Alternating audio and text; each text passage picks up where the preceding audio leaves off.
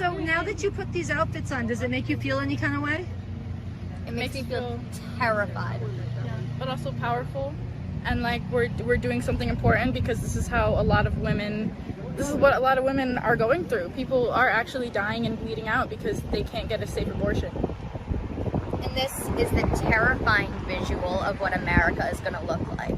It's the terrifying visual that children are giving birth to children.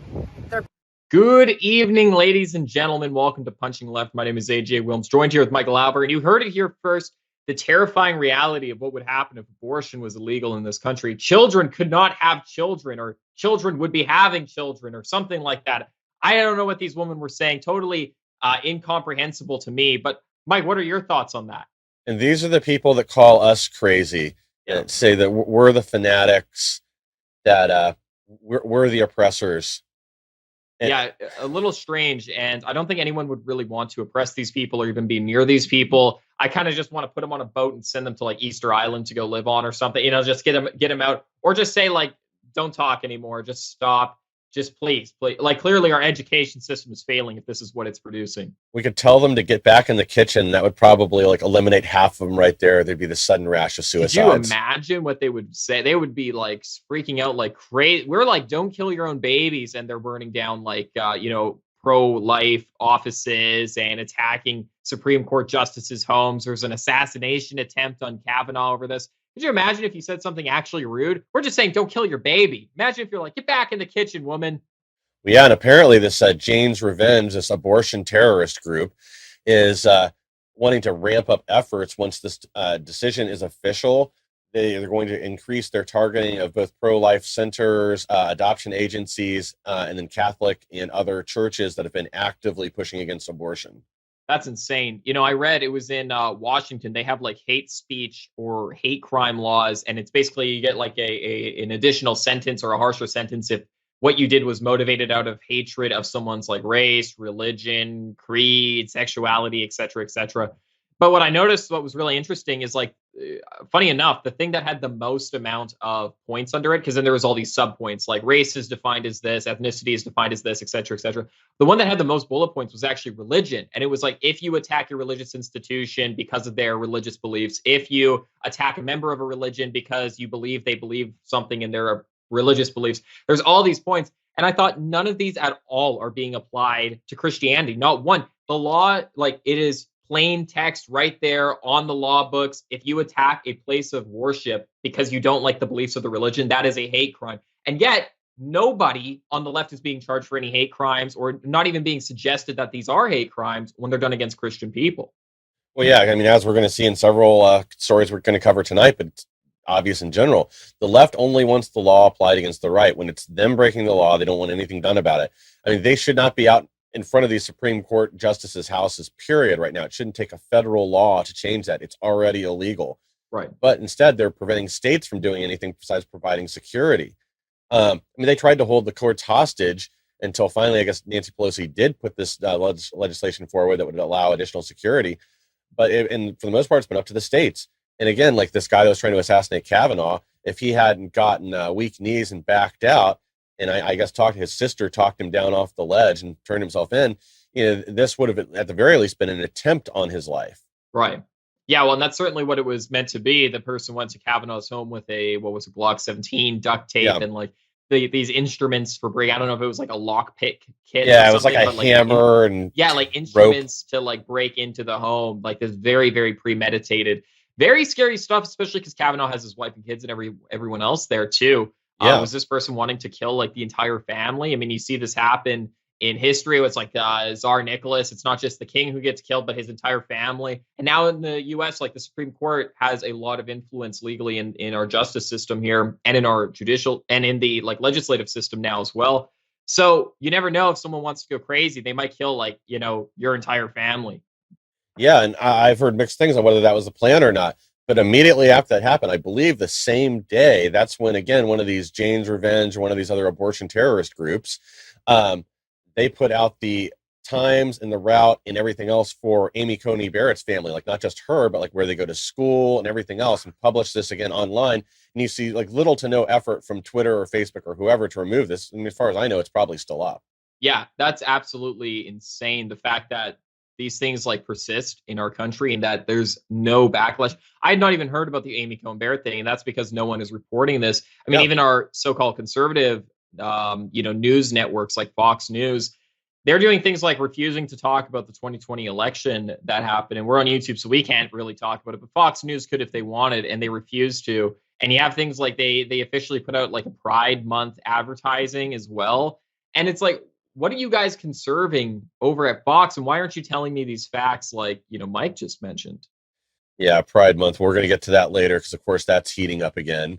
But at least we're almost over. We're down to the 21st now. So Pride Month is the plague of locusts is about to leave till Three next quarters year. way done. Yeah. But again, it is the mainstream media refuses to cover stories. And again, we're going to have several examples of this tonight. If it hurts Democrats or benefits Republicans, it's going to get little to no coverage and make it a 10-second blip on the news just so they can pretend they actually covered it, but it will get no in-depth coverage. There won't ever be any pushback. Like these J6, this sham committee hearing that's been going on, it just doesn't happen. They don't do anything to disrupt their own narrative. Yeah, and it's shameful.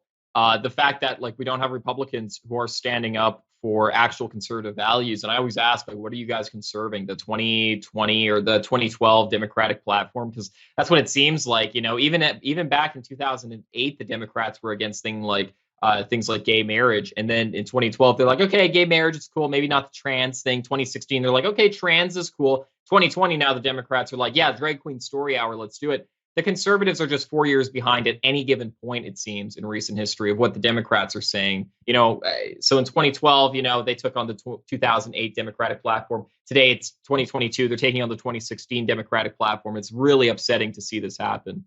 Yeah, so I guess in 4 more years, Republicans are going to be demanding a drag queen for every classroom, just like the Democrats are in Michigan right now. Yeah, well, no, like unironically though, I saw this one person, a Republican. He wasn't like a congressman or anything, but he is a influencer within the Republican sphere online, a content creator, and he was saying, "Hey, Republicans aren't against drag queens, and we're not even against drag queens who talk to kids. We're only against when you force it on us, because that's using the government, and we're for limited government." And it's like, okay, see, like you're already seeing the slippery slope even on the right when it's like you accept all these vices in society and all of a sudden it's like, well, I mean, as long as you're not forcing the drag queen story hour on my kid, then I guess it's okay. Yeah, I mean, this is not the Democrat Party of the 1970s or even the 1980s. These aren't people like we can negotiate with. No. Where it's just two different methodologies for getting to the same endpoint. You look at a lot of the disagreements, like when Reagan was in office in the 80s between him and Tip O'Neill. And a lot of it was policy. It was how things were going to be rolled out. It wasn't taking the country in complete opposite directions. It was disagreeing about, how much we want to spend on X project for the military, or do we want to pump in, this money to that, or how do we want to handle this situation? It wasn't. And that's the other thing too, is they would get in line when something happened, whether it was Grenada or, Pan Am 103, when they had to, they stepped up and they got behind each other and supported a military action when it needed.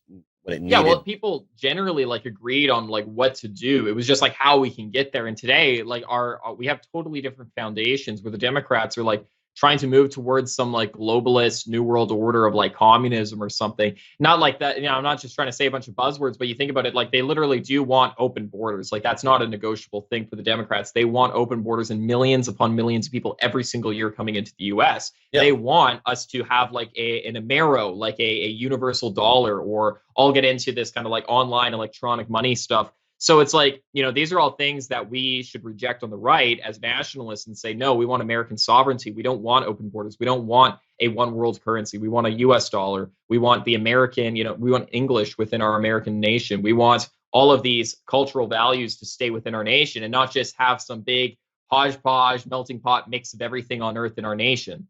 Yeah. And we should be clear too, it's the elected Democrats that want these. It's not even a majority of their voters. A lot of these policies that elected Democrats support, they can't get a majority when they're polled individually with their voters, like open borders or a lot of things that are going on economically right now. Like they're obviously not happy about high gas prices or not being able to buy food or not being able to find, tampons and baby formula at the store. But they continue to vote for these policies. It's like I don't know if there's a disconnect or what it is, like how they can keep going back and supporting these things that they don't want.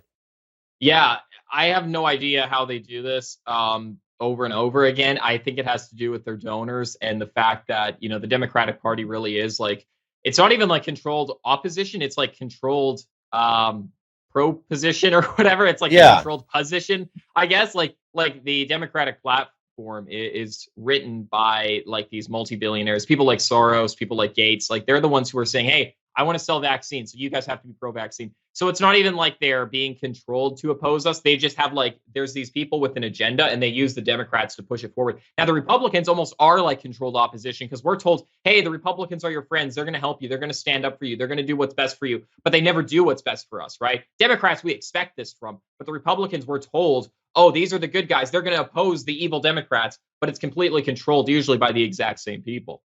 yeah, exactly. And you're exactly right. It's Republican leadership that caves all the time. There's some people in the House and a few in the Senate that are decent and stick to their guns. But the problem is, like, when the leadership doesn't do Right. that, even if they don't have majority support, even if they only have 5 or 6 rhinos that are willing to go along with them, it makes it appear that the party is falling in line with the Democrats. I think there's another trap that we fall into. Or, like with this gun control garbage, you get one domino to fall, and all of a sudden you've got 10 to 11 Republicans now signing on to just pure lunacy. Yeah, exactly. And I can't believe, and especially with the Senate being like so narrowly Republican, where you only need like one or two Republicans to flip to like have it be controlled by Democrats. That's very concerning because you only need like one. It's like the weak link thing, right? The chain's only as strong as the weakest link, and we have a lot of weak links in the Republican Party, especially in the Senate.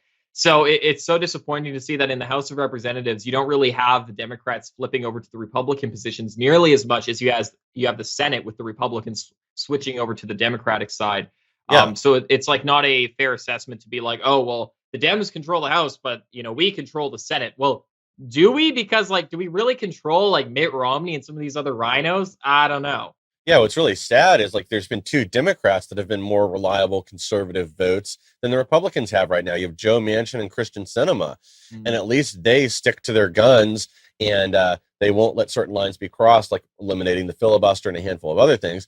That's not to say that I agree with them on much else on policy. I guess Manchin's actually pretty good when it comes to like gun control. That he's basically said the Second Amendment is there for a reason, and they're not going to change it. Right. Yeah. Yeah. Well, it's sad too because you had people like in the past, people like even Bernie Sanders was pro-gun at one Yeah. point, and he actually had been for most of his political career until the Democrats went so crazy and whipped him in line. But it's funny because it's like Bernie freaking Sanders, the socialist, was actually has a better track record on guns and the Second Amendment than like some of these Republicans who are in office today. It just blows my mind. Yeah, exactly. Well, and this is the thing. Like, so there was another big push for a gun control in, and I'm going to probably give you the wrong year, somewhere between like 2000, we'll say 5 and 10. But it was whenever the assault weapons ban ended. But the reason we never got a new bill or anything else is because the Democrats wouldn't even get in line. All these Southern Democrats knew that they would lose in the next election if they supported this stuff, even if they thought it wanted to personally. But they don't have that anymore. They know the left doesn't have the same kind of backlash that they're going to be able to get their little robots to go out and vote for them in the polls, regardless of how they vote on issues or policy positions they take. I mean, you've really got to screw up bad as a Democrat to lose your seat. Yeah, you really, really do. I was talking to someone who lives in California, and they were saying to me, like, I'm really trying to get in touch with my elected representative, like my congressman, and I'm calling him and I'm going to his office and I'm talking to his like handlers or whatever, and I cannot get a hold of him or anyone in his office really, other than like the guy at the front desk who is like, I haven't seen the congressman for like months. He just doesn't come here. It's his home office. And this person's like, how can an elected representative be like this? Like, we are supposed to be able to go to them and get like their help for things, right? And I'm like, because you're in California and it's a deep blue state, and this person will never lose their seat. The people who vote for this person, they don't understand the concept of like elected representatives and fair representation. They're just like, oh, this is the person who I vote for because my parents told me to, or because I always have, or because they give me the free money. So I just vote for them every time, or they have the same last name as me.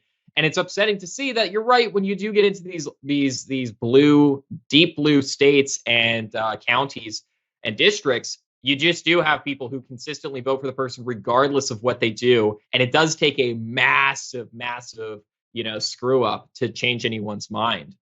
Yeah, or actually get them prosecuted. And again, this is another story we'll cover in a little bit, that we really do live under 2 sets of rules right now. Where if the Republican does something, there's major investigations, we hold hearings and everything else. The Democratic gets by swept under both the rug. parties. Yeah, exactly. But meanwhile, like, what would Nancy Pelosi have to do to lose her seat? What would Dianne Feinstein have to do to lose her seat? You know what I mean? Like, they'd have to really royally, or like Maxine Waters, people like this, AOC, what would she have to do to lose her votes in the Bronx? Like, I don't know if there's any, I think she could literally kill a person, you know, like something I kind of like about the Trump supporters is I think Trump literally could have shot someone on Fifth Street and people still would have voted for him. And that's like the energy we need for these good Republicans. And unfortunately, there are very few Republicans who are actually any good. On the Democratic side, though, it's like just about any Democrat in the House, even many people in the Senate, they're just going to win their seats every single election with no problem. I think, what is it? The re-election rate for Congress people is like 98% or something like that. They rarely lose their seats. Yeah, it's pretty close.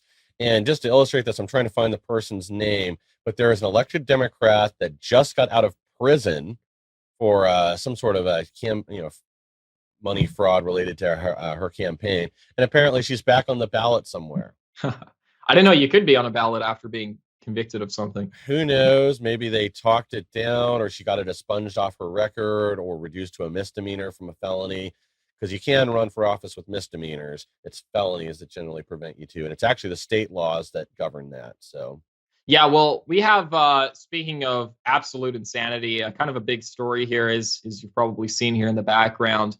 It's the Uvalde. It's the police in the place where the school was shot up. That they refused to go into the actual classroom, but they were in the school within the hallways for over an hour with shields, with these riot shields, presumably like bulletproof shields. That doesn't really look like a typical like little riot shield there. And they all are armed with carbines, as you can see, and they have body armor. There's several officers.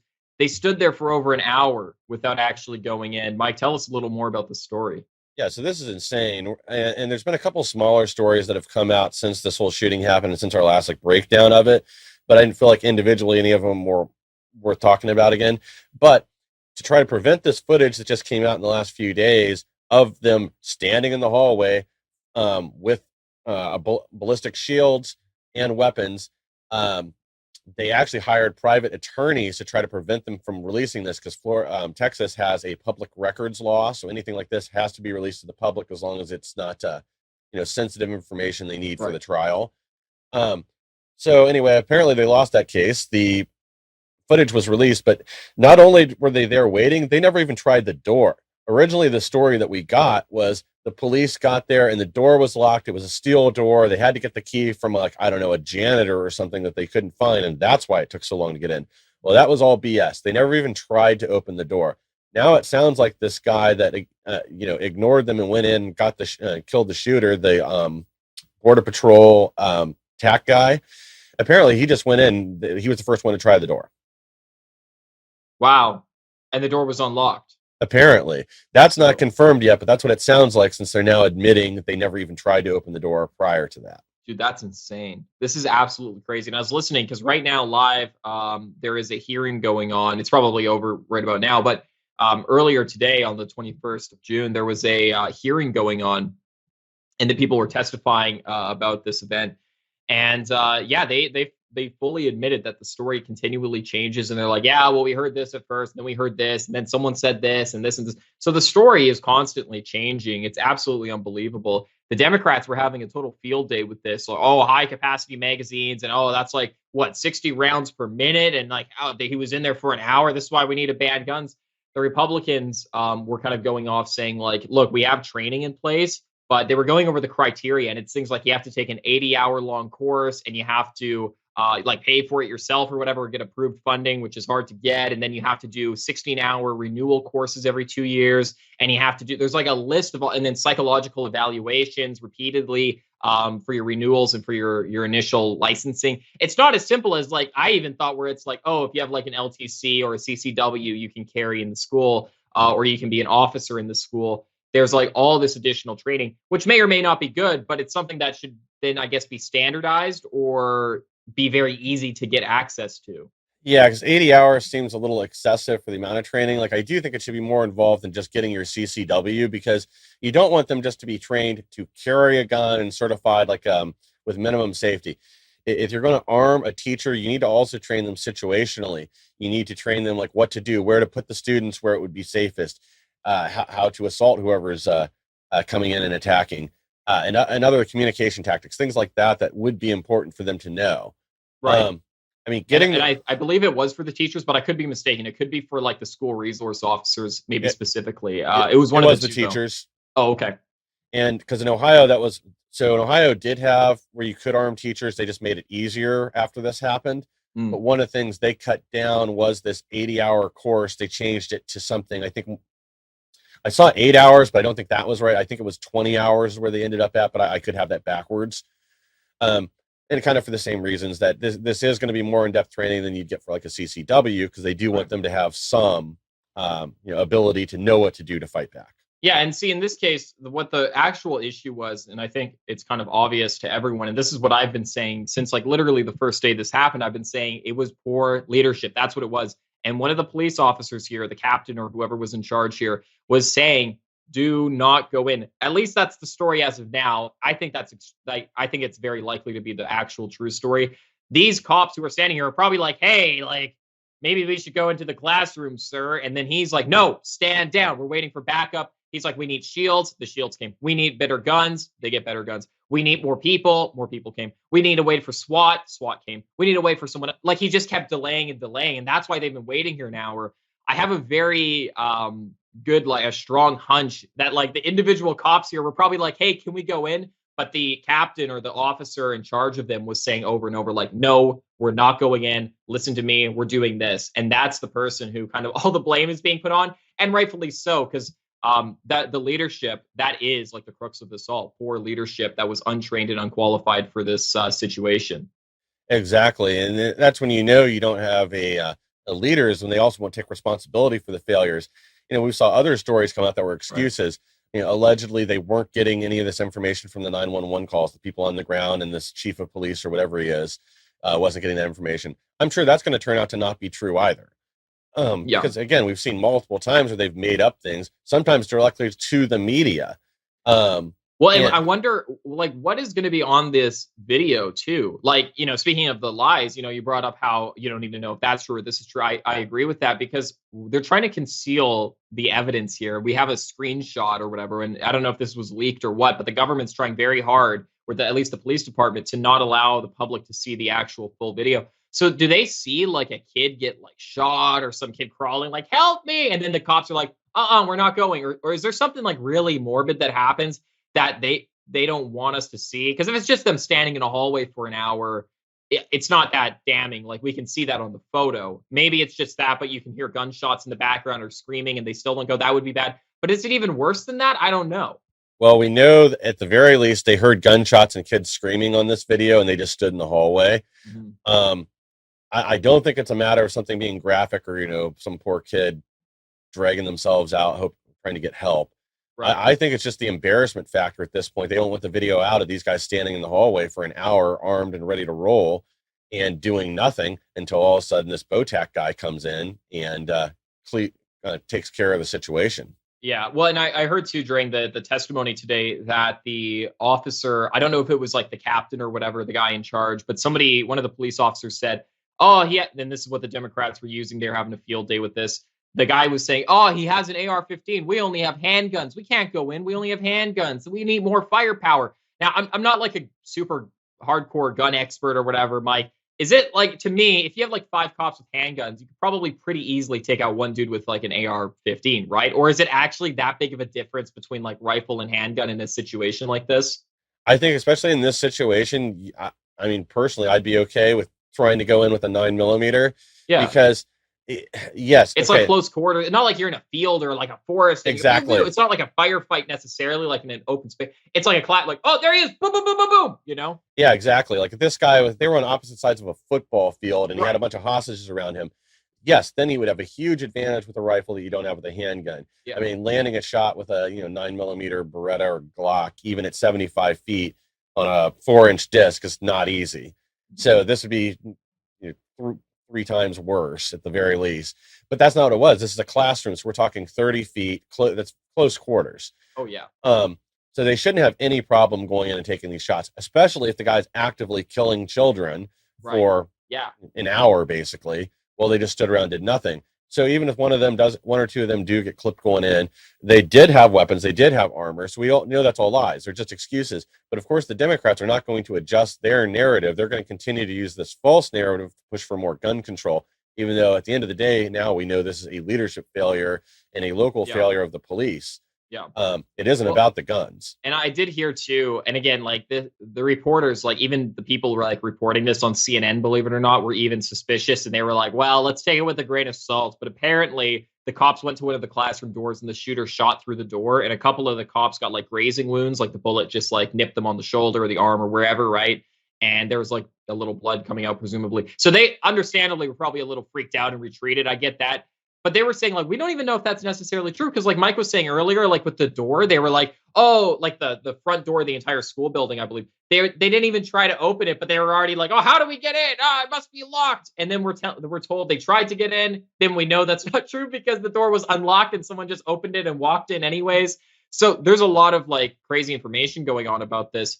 And it's so difficult to discern like how much of a failure this was. Because again, if they tried to get the shooter and the shooter shot back and officers did get hit, you know, even with graze wounds, I'd be like, oh, okay, I get the logic of retreating, regrouping, needing more, you know, whatever, like better weapons or more body armor or something, and then going like a few minutes later when you have that stuff.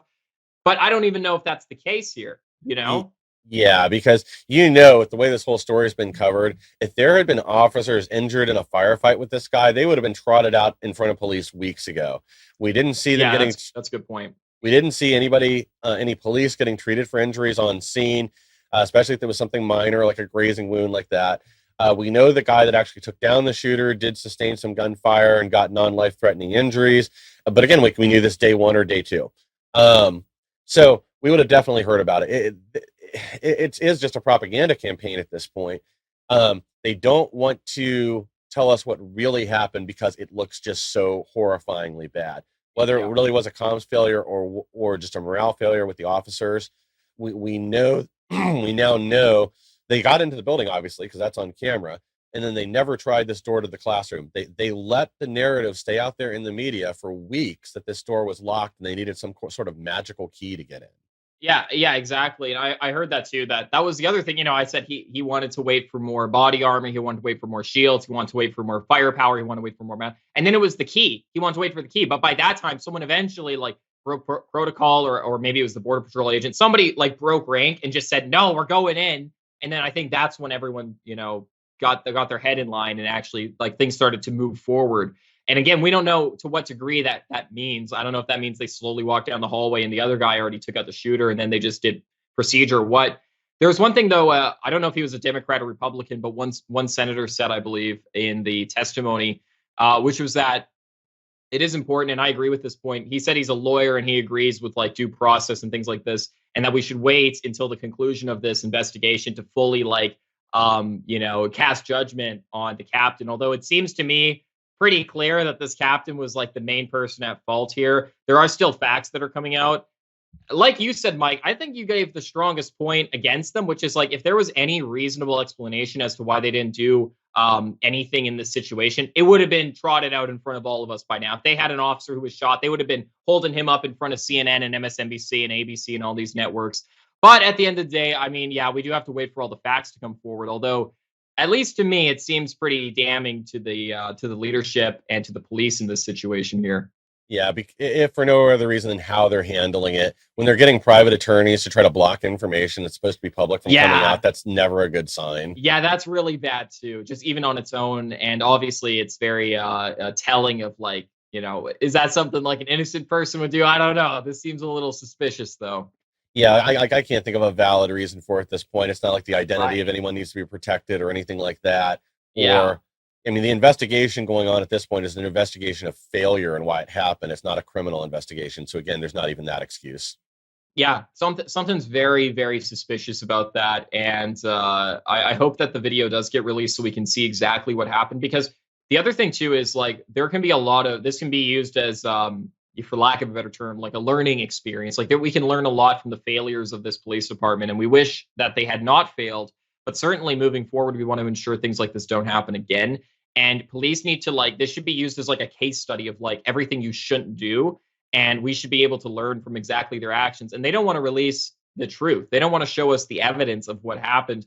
This should be released, even if it's not to the public, which it should be, at the very least to people who are setting up these police training programs and these anti-school shooting kind of programs or school shooting prevention programs, so they can be like, okay, see this guy, he did everything wrong. This is why. This is what you should have done instead, and we can use this to learn a lot from. Yeah, and really, like these major incidents, you're dead on the money.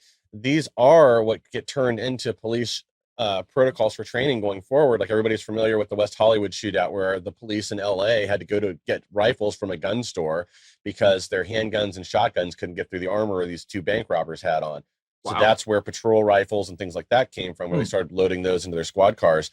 In the late 80s, there was a big shootout with the FBI where I think it was like 6 agents got killed also by bank robbers. They were trying to intercept on the highway. And this changed their policy. That's why they went from carrying like revolvers, 38 revolvers, to automatics. And that's actually why that's where the whole 10mm cartridge came from originally. They downscaled back to 9 because too many people couldn't handle it. But they didn't have enough firepower to take out these 2 bank robbers. Instead, they just got creamed, and it should have been an easy traffic stop.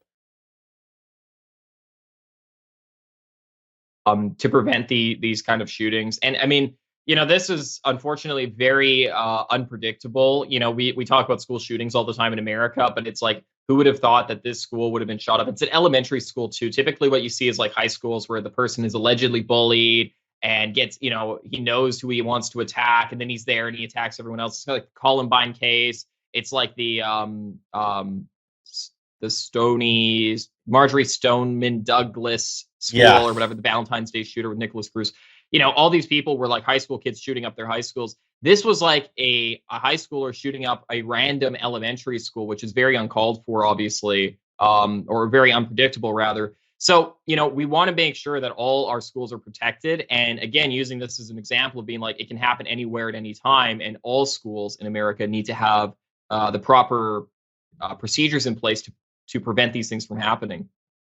Yeah, and that's the thing. Like, if they had just followed proper procedure and doors had been locked, at the very least, that would have held him up. And maybe when the first cop got there a few minutes after he started shooting in their parking lot, they could have taken him out outside and just avoided all this. Yeah, well, there's a lot of things. I think there's a lot of failures all around too. I mean, like, at the school that I went to, the high school, they used to lock the front doors all the time during class hours. And I grew up in like the Midwest. Like, there's no school shootings or like violence or gangs or anything there. But they still, just as a procedure, they would make sure the doors were locked so that no one could get in. And now it was kind of stupid because the entire front was all glass and you could just like shoot the glass and walk in. But, the doors were still locked, which is good, I guess. Like, some procedure was being followed. And something one of the Republicans brought up is that like the lockdown drills are a total joke. Like, it's just like you go through the motions. Okay, kids, be quiet for 5 minutes and sit on the ground. And the teacher turns off the lights and plays Candy Crush for a few minutes. And then they're like, okay, that was the lockdown. Like, that's not actually like first of all, a good thing to do probably in a school shooting. It should probably be like, okay, everyone jump out the window and run to the field or whatever, or run back to anywhere you can. Or, even if that is the right thing to do, it should be taken more seriously. And that's what some of the Republicans were bringing up. Like, the procedures we even have now are not being taken seriously, and they should be. And like you said, the school may have failed in following procedure. The school may have failed by not locking the doors, maybe in not taking the lockdown stuff seriously. The police certainly failed, as we discussed already. And there could have been failures along the way with, let's say, the FBI allowing this person to get a gun. I'm not sure. So, I mean, just all around, everyone should be taking something away from this of how we can ensure that this doesn't happen again. Yeah, I mean, there's definitely plenty of failure and blame to go around. But one thing I'll bring up with regarding the shooter, and again, like, this is somebody that was known to was known at some level, because he what was it? He had talked about shooting up a school before and been reported. Yeah, I think so. And he had like cats' heads or something in a bag, dead cats in a bag that he was taking videos with. Yeah, and posted to Instagram.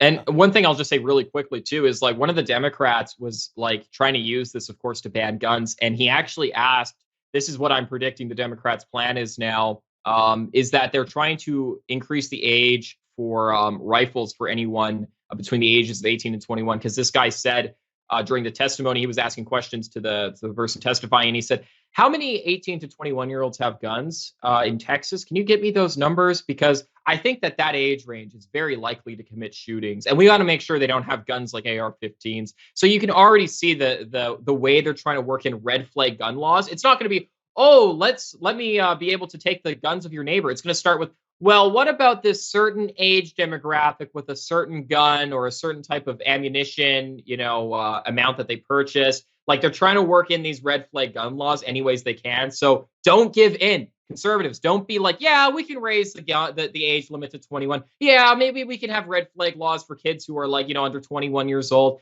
That's how they're going to sneak in red flag gun laws for everyone. Anyway, sorry, not to cut you off, but I thought that was an important point. No, you're right. And well, here are 2 points on that. One, so we're also seeing now there's a renewed push for gun control at the local level, that a couple of these big advocacy groups are now instructing people on how to go into both like their HOA or their local city councils. Whoa.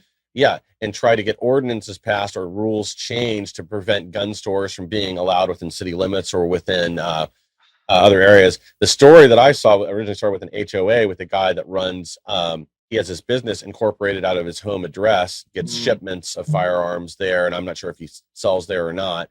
Yeah. But and this is again common if somebody has a small business like that that's only open a few days a week, or they sell at like a flea market on the weekend or something. Yeah.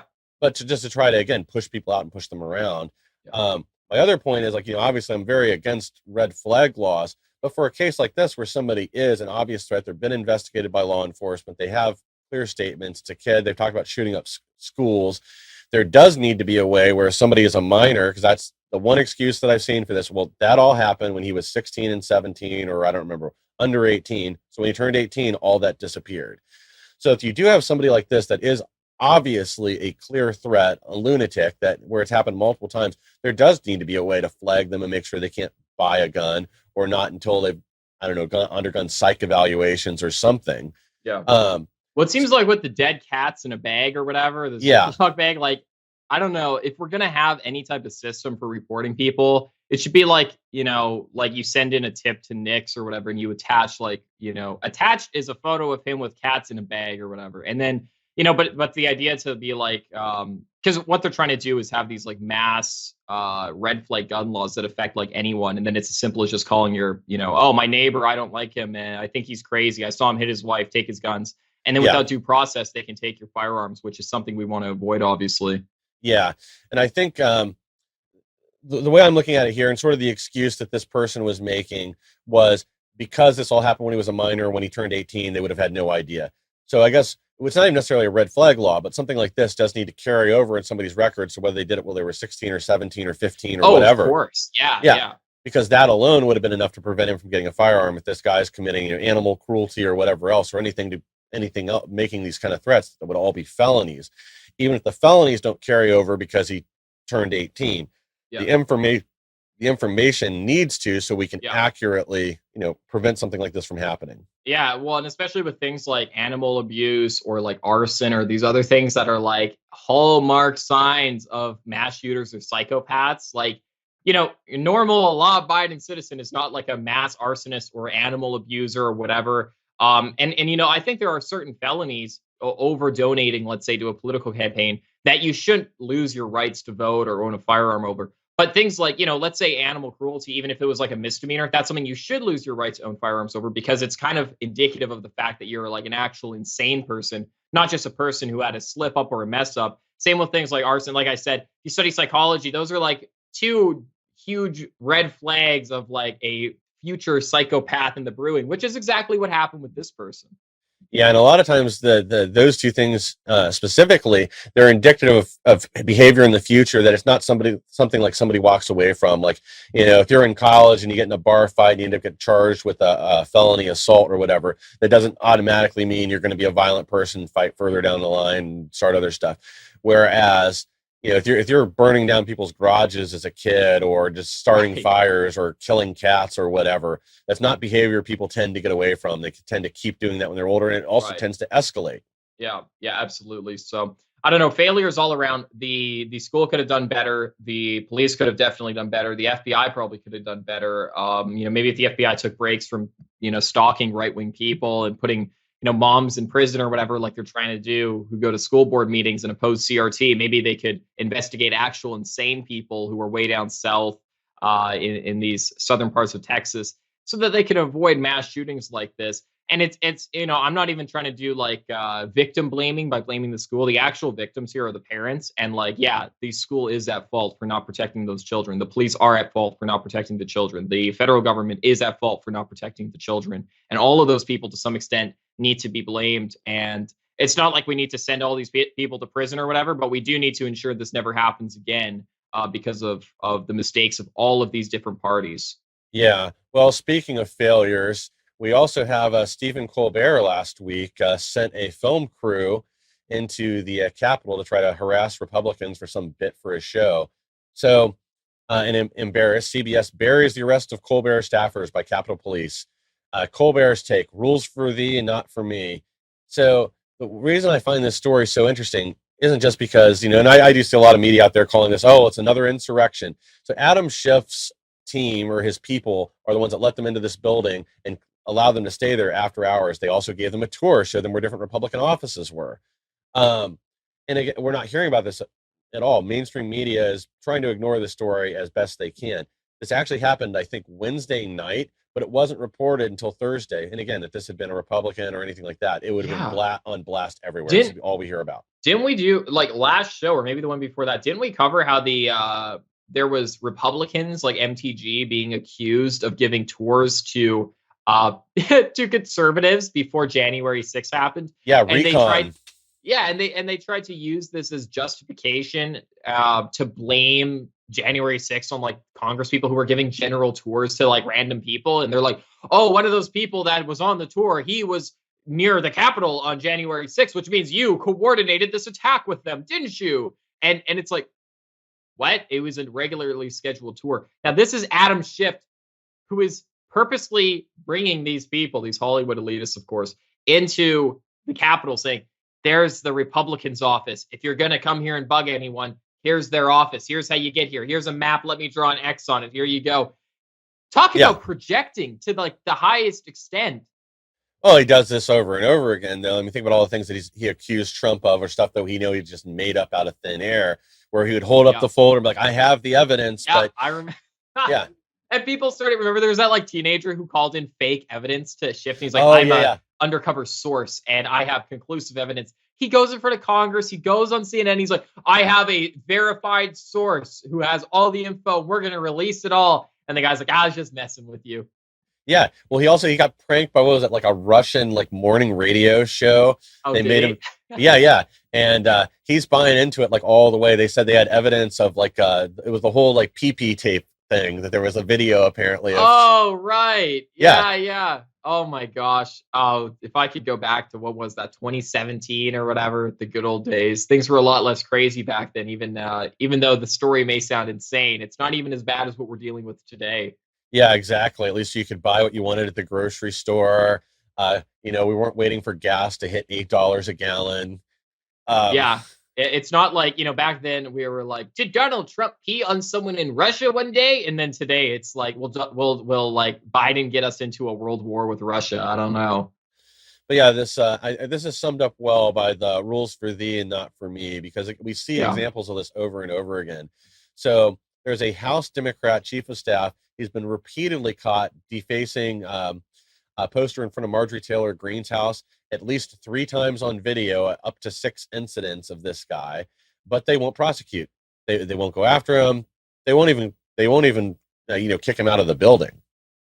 Yeah, and so MTG, she puts up signs regularly. I think there's a lot of different ones she's put up, but most popularly, outside of her office in DC, she puts up a sign. There are only 2 genders, male and female.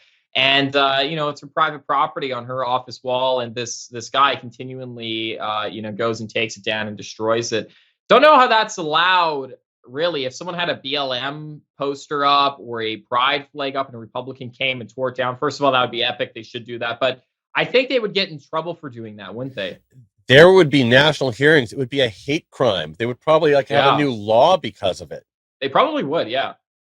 Yeah, but it's the other way around, and it's ignored. It not only is this person, they're not being prosecuted for destruction of property. I mean, if you take the political element out of it, this is destruction of private property and vandalism. At the very least, you can charge them with 2 misdemeanors. Well, I'm really dumb actually, and am I reading this correctly on the other side though, right above me? Is this a warrant for his arrest? Like, are they actually trying to arrest him for this? Yeah, but well, there's a warrant issue. It doesn't mean they're trying to arrest him because he's walking in and out of the Capitol to work every day. Wait, so like he works there and they have a warrant for him, but they still haven't arrested him. Yeah, and he's a chief of staff for. So everyone knows him. Like all the Capitol Police, they just like scan him in every morning. They're like, "How's it going, Mister Whatever?" Yeah, exactly. That's literally exactly what's going on. Like this guy doesn't just work there. He's not some like intern for some low level, right, that no one knows or whatever. Yeah, he's not the guy that gets coffee and will probably like crack cocaine for some elected Democrat. This is the chief of staff for one of them. I am at a loss for it's even worse than I thought. Okay, so that like Duncan or whatever his name is, the Capitol Police like wave him in. Hey, Duncan, how's it going? Good morning, sir. And he has a warrant for his arrest. They're just not enforcing it. So it's even worse than them not pursuing him. They do the formalities to make us think, oh yeah, there's justice in this country, and then they don't actually follow it up with anything. Yeah, and again, we have multiple incidents that are on video, and then I guess he's suspected in at least 3 more. I don't know how they have him suspected because the crimes aren't being investigated to begin with. So it's not like they have fingerprints or other things like to help pin it on him. Right. Yeah. And like video evidence, as you can see, photos on the screen here. It's not even like, oh well, we don't know if he did it. We don't have any proof. Blah blah blah. I mean, video evidence. He probably admit to it too. He's probably like, yeah, I did it. He probably posted it on social media. Yeah. He's probably getting points from it. I mean, they're just laughing about it. They're like, again, rules for me, not for thee. But if this was just, again, like I said, if this is some low-level intern, whatever, and we found out, he was throwing coffee on every day, then it wouldn't be a national story. But I would also still expect the Capitol Police to do their job and either throw this guy out of the building, even if they don't arrest him for it because he's, a 19-year-old kid or whatever. Yeah. Toss him out of the program. He's not allowed in the Capitol anymore, and no more internship for you. Right. Yeah, exactly. Well, and there's nothing being done, and they probably, and the crazy part is they would probably get interns to do this too. If this chief of staff couldn't do it himself and he knew he wouldn't be able to get away with it, he'd probably just get some intern or whatever and be like, look, I'll write you a letter of rec if you go tear down that poster or whatever. Right. And they would just use interns as like a little proxy, some like 19-year-old kids to do all their dirty work for them. Kind of like Antifa is like the paramilitary wing of the Democratic Party. Yeah, it's basically like the Cold War where everything's fought throughout proxies and stuff. Yeah, they're just like interns now. Oh, that's terrible, but it's probably the truth. But again, like another example of where the rules don't apply. Lauren Boebert's going to take legal action against this American Muckrakers PAC after they're literally just making up things about her to smear her. So this is kind of clever, and I guess this is to avoid direct lawsuits, where they hope to avoid direct lawsuits. Right. Instead of saying, hey, we have evidence that she was a stripper or a call girl or got abortions, if you think this sounds like something that Lauren Boebert would have done, then you need to share this on social media. Right. And what's sad too is these things like being strippers and having abortions are so commonly accepted in America that it's even more difficult to prove there's damage, because like it'd be like, are you implying that women who get abortions are damaged? Are you implying there's something wrong with being a stripper? Or what are you saying? And it's like, yes, that is gross. And to say that I am one of them is damaging to me, right? In my career and my optics and everything. So it's difficult to even, first of all, on like a technical level, because you're right, they're doing these little word games to try to get around things legally, but also just with like the cultural changes you see. Unfortunately, our judicial system change with the culture as time goes on. And one of the things they're going to be changing on is are things like abortion and things like, quote unquote sex work that we're being told about so often today as being something commonly acceptable and not something that can be used to smear someone. You know what I mean? Yeah. And this is a kind of another good illustration of framing, where when it's a Republican, it's the story like this is covered as if it's, a big scandal, something horrible, and that she should resign immediately because of it. But when you have like a elected, what was the lady's name in California? It was something Hill, that she ended up getting thrown out of Congress or having to resign because she was screwing a couple of her staffers and smoking weed in her office. Oh, I remember that. Yeah. Yeah. Yeah. What was that story? Um, but like the way the media covers that as these are acceptable behaviors, this is the social norm now. We shouldn't throw this person out of office, whatever. So the framing shifts 180 degrees. Yes. And part of that's because they know the base for Democrats, they're not going to care. I mean, they won't care if somebody killed somebody. They might care if somebody got caught like molesting children. And even then, that's like questionable at this point. Yeah, exactly. Yeah. And you look at places like California where they lowered the age of consent law to 14 years old, as long as you're within 10 years, which means you can legally, as like a 23-year-old, I believe even a 24-year-old, sleep with someone who's 14 years old legally in California. Yeah. I thought there was a federal law against that, but apparently not. And California doesn't even listen to the feds anyways. But isn't that sick? Well, yeah. And didn't you see like the guy that put that bill forward has either since or had been previously arrested on some sort of like child sex trafficking charge?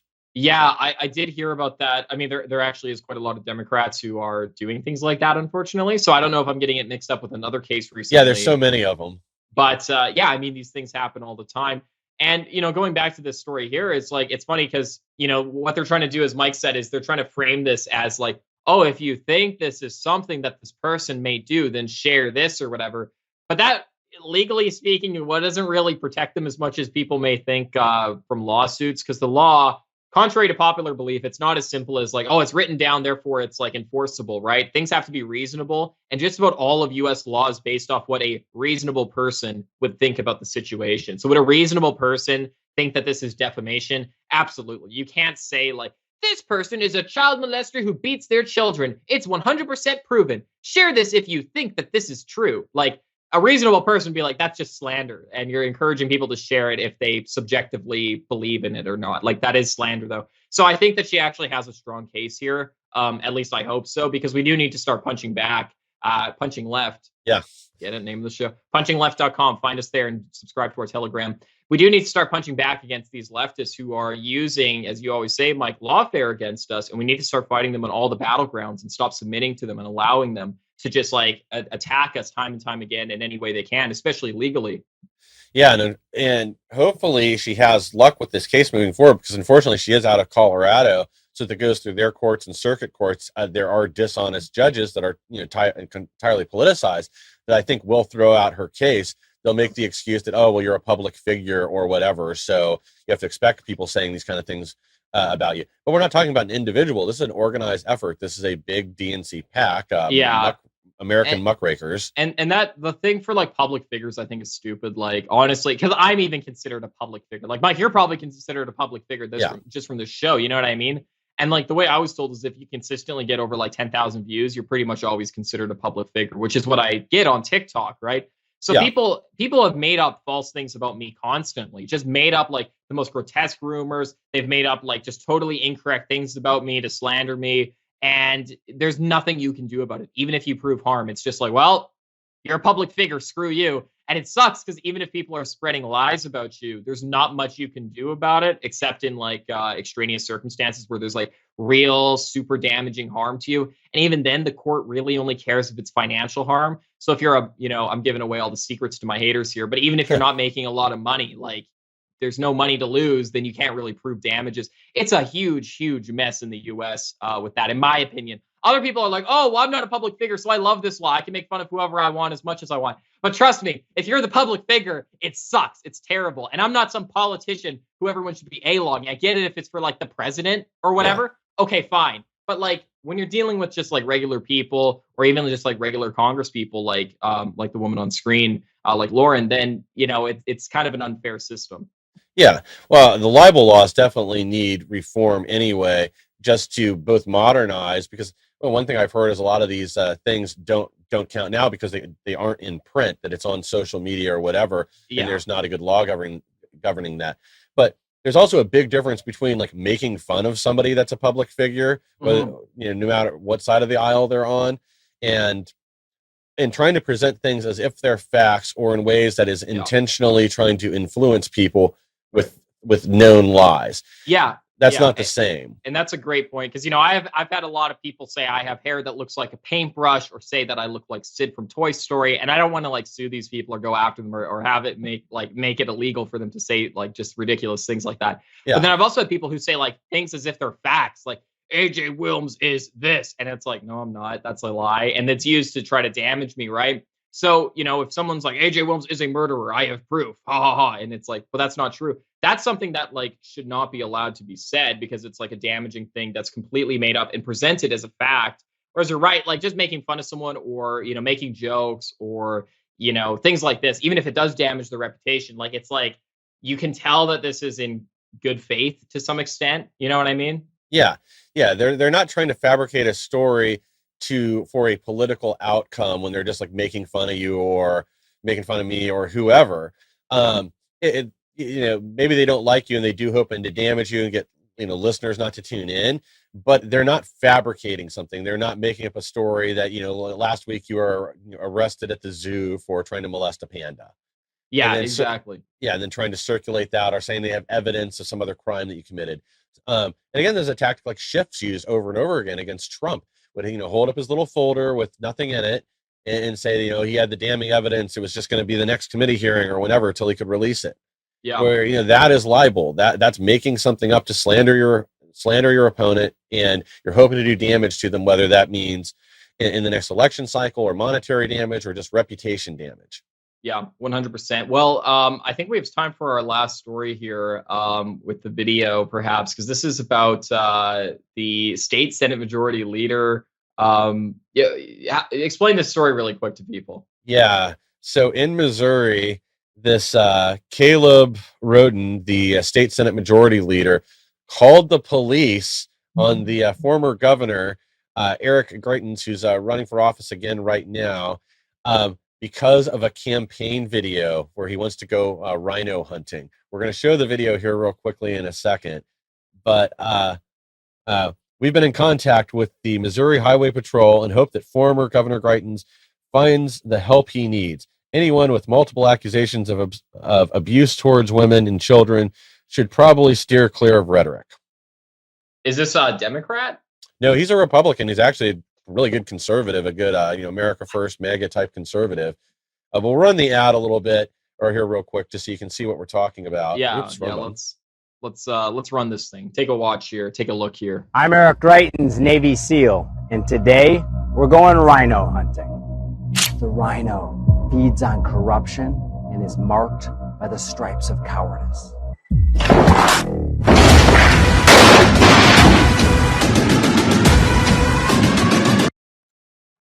Oh, sorry, the thing skipped on me. So as you can see, it's obviously a joke. He's not actually murdering like Republicans in office. And in fact, I would think the only people who should be concerned about this are actual like rhinos. And this ad, by the way, is clearly not targeted towards moderates. I've heard some Republicans be like, oh, this alienates like the moderates or whatever. I'm like, dude, it's Louisiana. There's no moderates. Everyone there is Republican. And he's clearly trying to get the MAGA crowd to vote for him. Like, are you dumb? Use some common sense here. This is meant to be like appealing to people like myself who are like, oh, dang, I hate rhinos. I love this guy. You know what I mean? Yeah, exactly. He's trying to get the same point across that I do all the time and you do all the time and a lot of other people, that we're sick and tired of these turncoat Republicans. Yeah. At the minute anything happens, they run in front of the camera to throw everybody else under the bus. That they're the ones that want to target people like Lauren Boebert, Marjorie Taylor Greene, a lot of these other like real conservatives that are in office right now. They're the ones that look for opportunities to stab them in the back and then run out to MSNBC or CNN, get in front of their 12 viewers and want to throw them under the bus. Yeah, 100%. And I believe that's what they call counter signaling, when you just want to, oppose the person who is on the right of you when you're conservative, to try to make yourself look good to all the liberals, right? Oh, I'm not racist. You know why? Because that guy's racist and I hate him. Yeah, look, I'm a good anti-racist. Now don't call me that anymore. And it's like, why did you just do the thing that you didn't like done to you to your brother over there? Like, why would you do that? And it's like when, it's like this with this political ad here. You have these supposed strong conservatives who are now throwing this guy under the bus. Like, how dare you say that? Like, do you honestly believe, like, the Senate Majority Leader, any Republican, genuinely believes this guy is going to go to their house and kill them or something like that? Like, no, of course not. Is there going to be any conservatives who watch this and are like, I'm going to get my gun and start gunning down Republicans now? No one with a normal IQ or higher, like, thinks that would happen from this ad. So why is everyone acting outraged? Because they want brownie points from stupid liberals. And that is insane to me that the Republicans are like this. Yeah, if anybody's going to start shooting Republicans again, it's going to be some Bernie bro, like the guy that went after that at congressional baseball game. Yep. But you're right. It is just virtue signaling or whatever else. But the other danger is here. So let's say we do push some kind of a federal red flag law. Could they then use this to go after him and take his guns? That's what just happened to this guy that's running for governor in Michigan. The story we covered last week, where he was arrested and charged all these misdemeanors. They frog marched him out of his house over misdemeanors. Well, now the state's ruled he can't have his firearms until this investigation's over or conviction or whatever for misdemeanors. So don't even process. Yeah, no due process. These wouldn't involve him losing his right to keep and bear arms anyway, because there's no felony charges, there's no accusations of violence or anything else. Ridiculous. Trespassing. Yeah, and you know what's the most sick about this is I thought the exact same thing when the Senate Majority Leader said, I called the police because he is not mentally well and he there's allegations that he hits his wife or whatever like that, and it's like, dude, you're worse than the left. Like, I don't think this guy's ever had a liberal call the police on him before, and you did. You are a Republican, America First, supposedly Senate Majority Leader for the Republicans, and you called the police, the feds. Yeah, I don't know if the guy that called the police is an America First Republican. It's the candidate. I think he's just another rhino. I may have misinterpreted the last slide. Nevertheless, whether it's the Republicans or the people on the left, like the red flag gun laws will be used against people like this who do things like shoot a campaign ad or whatever. And then in the end, it's like that is going to be used against them, and not even in court because there's no due process. It's just going to be used against them by whichever officer picks up the phone that day or whatever and decides, yeah, let's take his guns. So wait, so who was the person? Can you go back one slide? I just want to confirm this. Who was the person who called the police on him or whatever then? Sorry, my thing's skipping around a little bit. There we go. So he was the state Senate Majority Leader. It's this Caleb Rudin or Rowden. Did you say he's a Republican? I'm not sure. Let's find out real quick. Okay, he's probably not then. I thought you said that this was a Republican here, America First guy. You must have been talking about the guy who got called on. Yes. So, okay, that makes things better. I thought this was the Republicans who had called the police on this guy, and that was extremely concerning to me. Oh, no, he's a part of the Republican Party. We just looked it up. Okay, vindicated again. All right, so my point stands. You can be even the Senate Majority Leader for the Republican Party, and you are going to be calling the feds on your fellow Republican brothers here, and you're going to be saying, take his guns. He's not mentally well. Yeah, check this guy out. It's actually like very, very sickening. Do not trust anyone with the power of red flag gun laws. Even the Republicans will throw you under the bus. Even if they are the leaders of the entire state's Senate for the Republicans, they will throw you under the bus.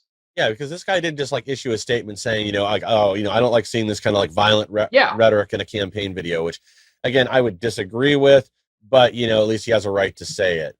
Whereas this little wuss calls the state troopers, reports this guy. And the reason he does that again is just to try to both take this guy's guns and to make another story out of it. This will also hurt this guy in his election campaign.